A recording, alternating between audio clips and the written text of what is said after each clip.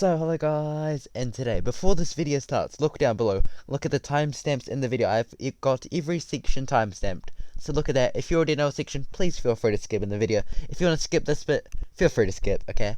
And one more thing, if you've got any questions, put them in the comments down below. I will try my best to answer them.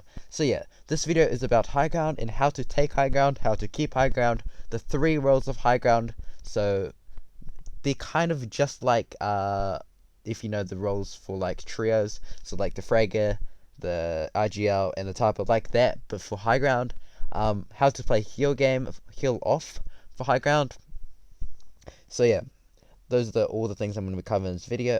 I actually was recording another video, and I had about 20 hours plus of recording that video. Then I lost all the footage, so now I'm resulting to this. So yeah, please leave a like and subscribe, and let's go, right? Get into it, yeah. So in this portion of the video, I'll be talking about how to get height, when to get height, and the requirements of when to go for height. So yeah, let's get right into it. So what zone should you be going for height? The zone I recommend is moving zones. There's a multitude of reasons why I recommend moving zones, but one reason, if you get height in third zone, you're not going to have enough mats to keep it for the whole game. Let's be real, you're going to have to rotate thousands and thousands of meters from there. So don't do that. The second reason is that there's a chance, right? So how zone works for the first 4 zones is that first zone is always inside a second zone, and I mean the other way. Second zone is always inside a first zone. Third zone is always inside a second zone, right? But this all changes for moving zones. As soon as it's moving zones, right, the zone is always outside of the circle. This means that you can cut off the team on height. You can get closer to zone than the team on height. This is when you take high ground. So I'll explain this a bit more in depth later, don't worry. So yeah, let's move on to the next section. So one of the most important parts of taking high ground is being front of zone. The reason why front of zone is so important is because most teams block each other from taking high ground by blocking them with builds. Now, most of the time, teams have usually not built to the front of zone since it is the furthest area away. Now I have a clip of Burger showcasing this, where he literally just cranks up since the team on height hasn't built yet and gets free high ground. Now it's not always going to be this easy, but there is a chance of it being this easy. Obviously he wouldn't have got this if he was at the back of zone. Now let's move on to the next thing. So how can you actually take this high ground after getting front of zone? So you could obviously just crank up with 90s, or you could use impulses and bounces. Now I'm going to showcase to you 2 ways you can take high ground using impulses. I want to talk to you about this afterwards, so enjoy the clips. I tried it, come, I'm cut. Good. Getting high. Getting high. I have height. I only got wood. Krill, listen, I'm gonna drop you. Give me mats. I can drop you. Here, drop. Ready? Going now. Oh, we just doubled. We're good. We have it. Yeah, As you just saw in those clips, there are 2 ways of going up to high ground or using impulse grenades. One is going above your opponent, shockwaving above your opponent, and as soon as you land, building above your opponent and trying to take high ground off them. The second way is building while you impulse and connecting to your opponent's builds, trying to get above them. Or you don't even have to connect to your opponent's builds, which makes this a bit better. Now, you obviously shouldn't use the second method, which uses a lot of mats, if you have no mats. Only use that if you have a lot of mats. But saying that, when you use the first method, when you come back down, there's a chance that you get lasered, since you are completely vulnerable.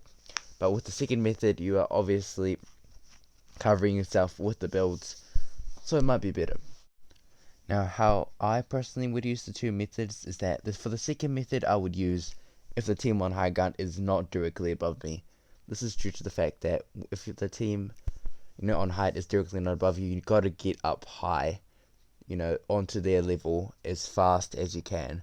That is why I would use the impulse and build around me.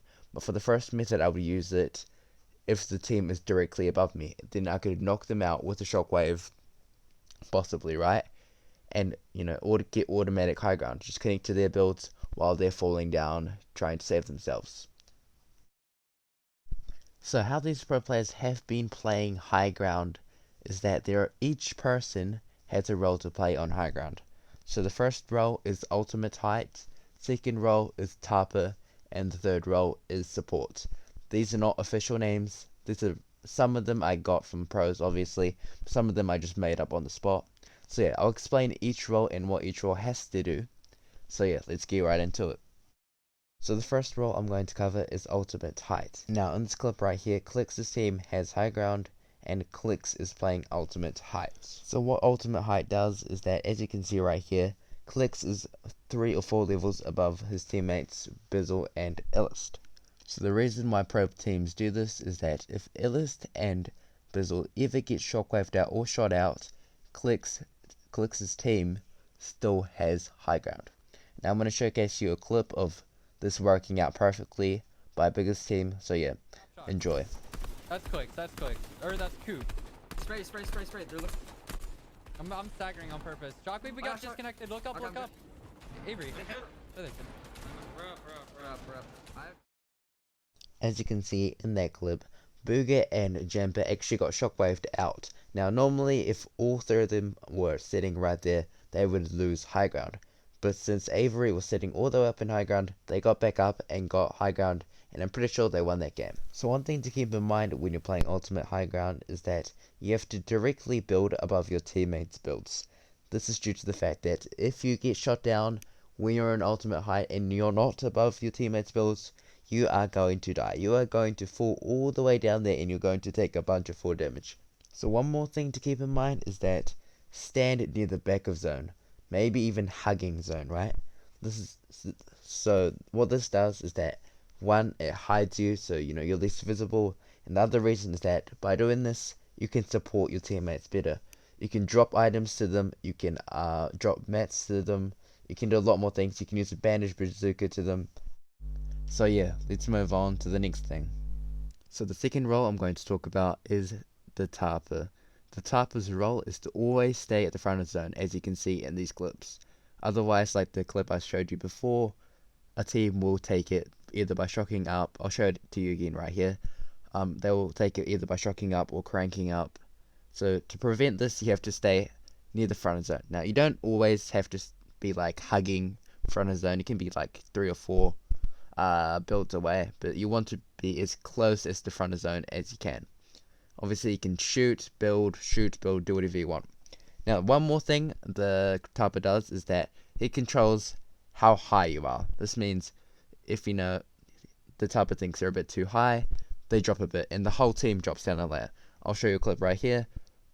Illust, the tapper in the scenario, he goes up a bit, and then Clix, he also goes up.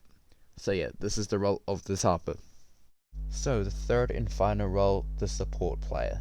So what the support player does is, from the outside looking in, as you can see in these clips, this guy looks like he's doing nothing. All he's doing is looking around and shooting at people occasionally. But this guy is the guy that, he's the brain of your team. So in the case of Clix's team, Bizzle is the support player. As you know, Bizzle is probably the smartest Fortnite player out there. His mechanics aren't good, right? But he keeps winning tournaments because he is so smart. And that is why he plays the support role of his trio. Now, what does this support guy do? The support guy does a lot of things. So the most important thing he does is that he looks. He looks all around the place, okay? So what he is looking for is he's looking for free mats / free loot. So if he finds that, that's good. And the other thing he's looking for is second height. What second height is doing. Let's say second height is all the way at front of zone and you guys are nowhere near them. What you have to do is the support guy will call out, spray him, okay? I have a clip of Benji Fishy actually doing this, so I'll play this right now. Who bounces? Wait, look at second eye. Spray second eye right now. Look at the break. They're going ahead. And they're, yeah, full tapping. So there was a solid chance that if Benji Fishy did not call anything there, that they would have lost height.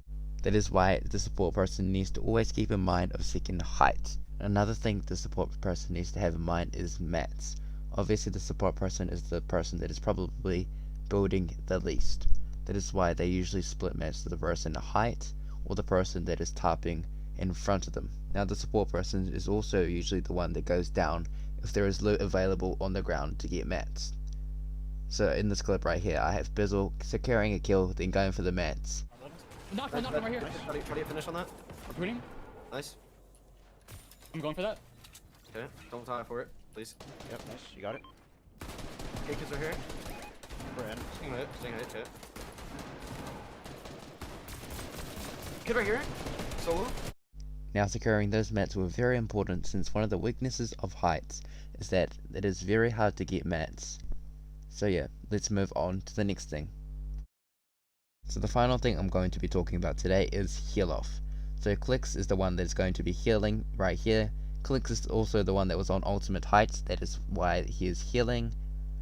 Right before Bizzle and Ellis went down, as you can see they're down there, they dropped all the heals for Clicks, which in this case is a bandage bazooka, and they also dropped bounces for him just in case he falls, and obviously you're about to see the next reason in a couple minutes. Okay, so two things Clicks needs to focus on right here. The first thing, make sure that their team down there does not get high ground.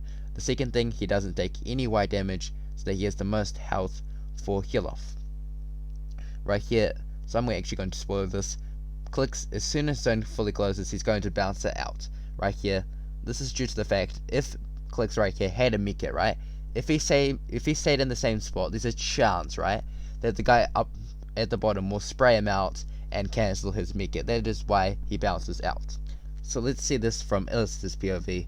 So Ellis right here, he is going down so that he can fight these kids.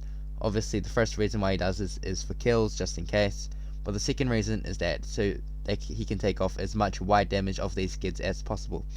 Also, you see him throwing crash pads. Crash pads obviously break builds now, or they always did, so there's a chance, you know, they break the build, the person inside the box gets flung out and takes wide damage. It's a very useful trick.